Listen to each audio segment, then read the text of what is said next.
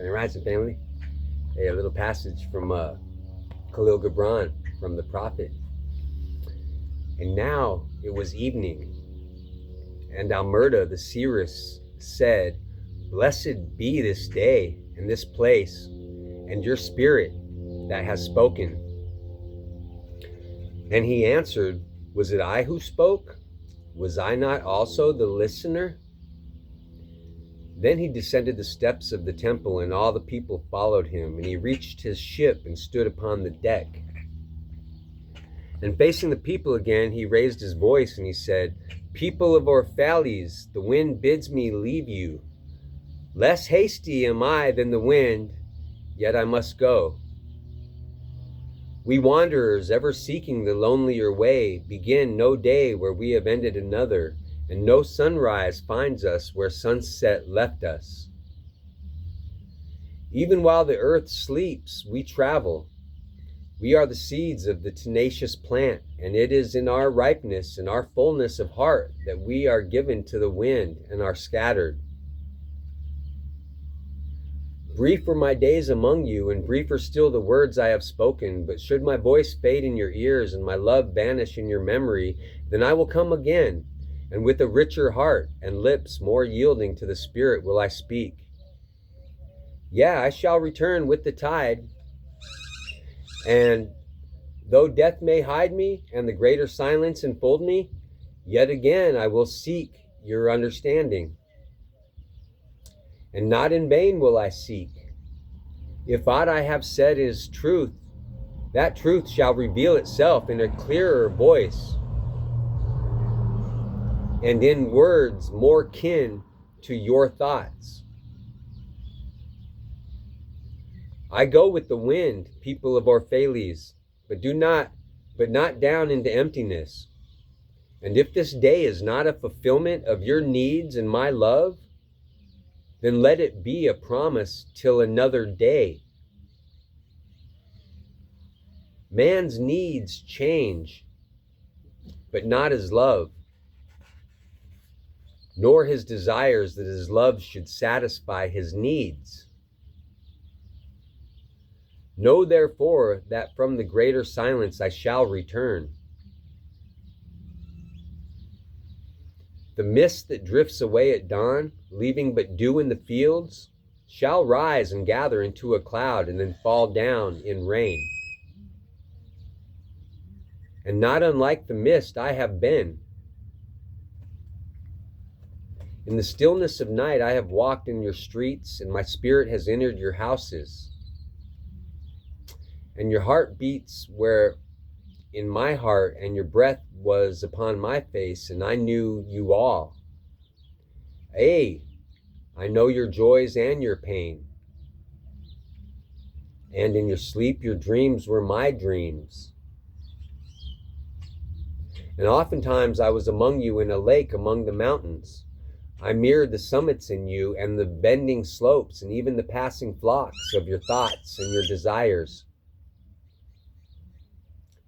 And to my silence came the laughter of your children in streams and the longing of your youth in rivers. And when they reached my depth, the streams and the rivers ceased not yet to sing. But sweeter still than laughter and greater than longing came to me. It was the boundless in you, the vast in whom you are all but cells and sinew. He in whose chant all your singing is but a soundless throbbing. It is in the vast man that you are vast, and in beholding him that I behold you and loved you. For what distances can love reach that are not in the vast sphere? What visions can expectations and what presumptions can outsoar that flight? Like a giant oak tree covered with apple blossoms is the vast man in you. His might binds you to the earth, his fragrance lifts you into space, and in his durability you are deathless.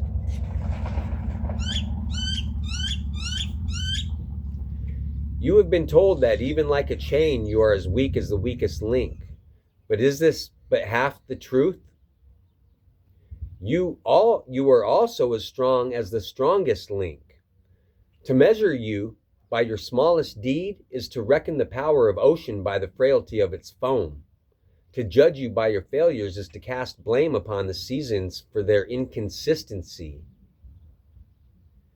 You are like an ocean, and though heavy grounded ships await the tides upon your shores, yet even like an ocean you cannot hasten your tides. And like the seasons, you are also. And though in your winter you deny your spring, yet spring reposes within you, smiles in her drowsiness, and is not offended. Think not I say these things in order that you may say the one to the other, he praises us well, he saw but the good in us.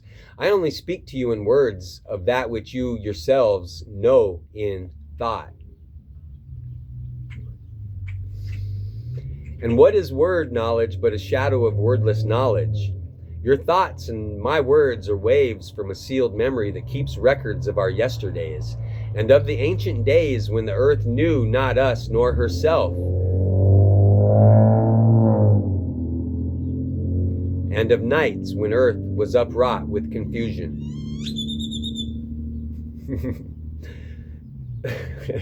Wise men have come to you to give you of their wisdom. I came to take of your wisdom, and behold, I have found that which is greater than wisdom. It is the flame spirit in you, ever gathering more of itself.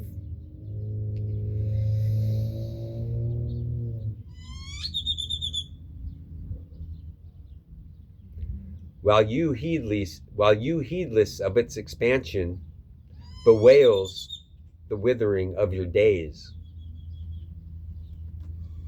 It is life, in quest of life, in bodies that fear the grave. While you heedless of your expansion, bewail the withering of your days. It is life in quest of life in bodies that fear the grave. There are no graves here. These mountains and plains are a cradle and a stepping stone. Whenever you pass by the fields where you have laid your ancestors, look well thereupon, and shall see yourselves and your children dancing hand in hand. Verily you often make merry without knowing. Others have come to you, to whom for golden promises made unto your faith you have given but riches and power and glory. Less than a promise have I given, and yet more generous have you been to me. You have given me my deeper thirsting after life. Surely there is no greater gift to a man than that which turns all of his aims into parching lips and all of life into a fountain. And in this lies my honor and my reward, that wherever I come to the fountain to drink, I found the living waters itself thirsty, and it drinks me while I drink it. Some of you have deemed me proud and overshy to receive gifts. Too proud indeed am I to receive wages, but not gifts. And though I have eaten berries among the hills, when you would have had me sit at your board, I slept in the portico of the temple when you would gladly have sheltered me. Yet was it not your loving mindfulness of my days and my nights that made food sweet to my mouth and girdled my sleep with visions? For this I bless you most. You give much, and know not that you give it all. Verily the kindness that gazes upon itself in a mirror turns to stone, and a good deed that calls itself by tender names becomes the parent to a curse. And some of you have called me aloof and drunk with my own aloneness, and you have said, he holds counsel with the trees in the forest, but not with men. He sits alone on hilltops and looks down upon our city. True it is that I have climbed the hills and walked in remote places. How could I have seen you save from a great height or a great distance? How can one be indeed near unless he be far? And others among you called unto me, not in words, and they said, Stranger, stranger, lover of unreachable heights, Why dwell you among the summits where eagles build their nests? Why seek you the unattainable? What storms would you trap in your nets, and what vaporous birds do you hunt in the sky? Come and be one of us. Descend and appease your hunger with our bread and quench your thirst with our wine. In the solitude of their souls they said these things, but were their solitude deeper, they would have known that I sought but the secret of your joy and your pain. I sought but the secret of your joy and your pain, and I hunted only your larger selves that walk the sky.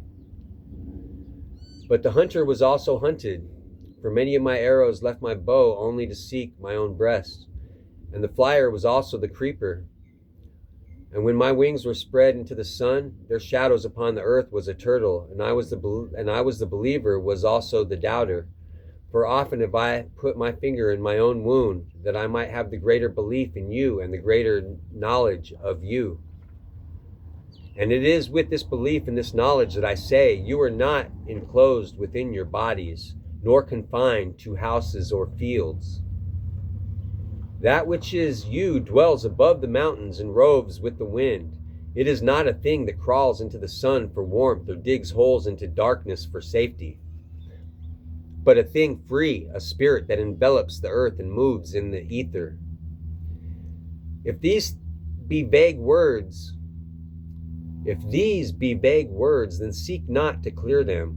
Vague and nebulous is the beginning of all things, but not their end. And I fain would you have remembered me as a beginning. Life and all that lives is conceived in the mist and not in the crystal.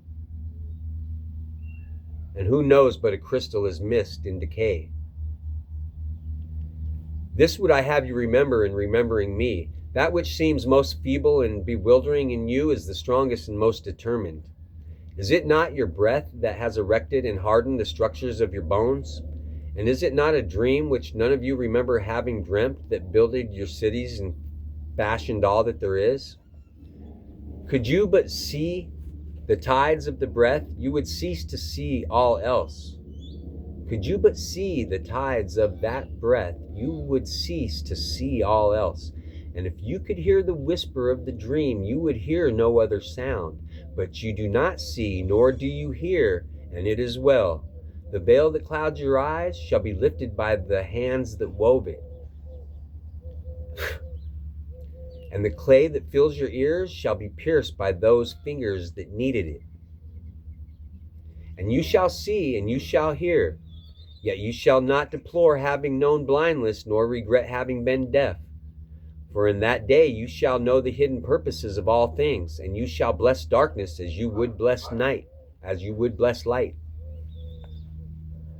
After saying these things, he looked about him, and he saw the pilot of his ship standing by the helm and gazing now at the full sails and now at the distance. And he said, "Patient over patient is the captain of my ship. The wind blows, the restless are the sails, and even the rudders beg direction. Yet quietly my captain awaits my silence, and these my mariners who have heard the choir of the greater sea, they too have heard me patiently. Now they shall wait no longer. I am ready. The stream has reached the sea, and once more the great mother holds her son against her breast. Fare you well, people of Orphalese. This day has ended. It is closing upon us even as the water lily upon its own tomorrow. What was given us here we shall keep, and if it suffices us not, then again must we come together, and together stretch our hands unto the giver.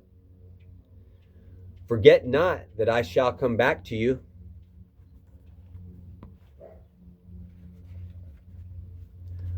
A little while, and my longer shall gather dust and foam for another body. A little while, a moment of rest upon the wind, and another woman shall bear me. Farewell to you and the youth I have spent with you. It was but yesterday we met in a dream. You have sung to me in my aloneness, and I of your longings have built a tower into the sky. But now our sleep has fled and our dream is over, and it is no longer dawn. The noontide is upon us, and our half waking has turned into fuller day, and we must part. If in the twilight of memory we should meet once more, we shall speak again together, and you shall sing to me a deeper song. And if our hands should meet in another dream, we should build another tower into the sky. One love. Beautiful as that. I love you.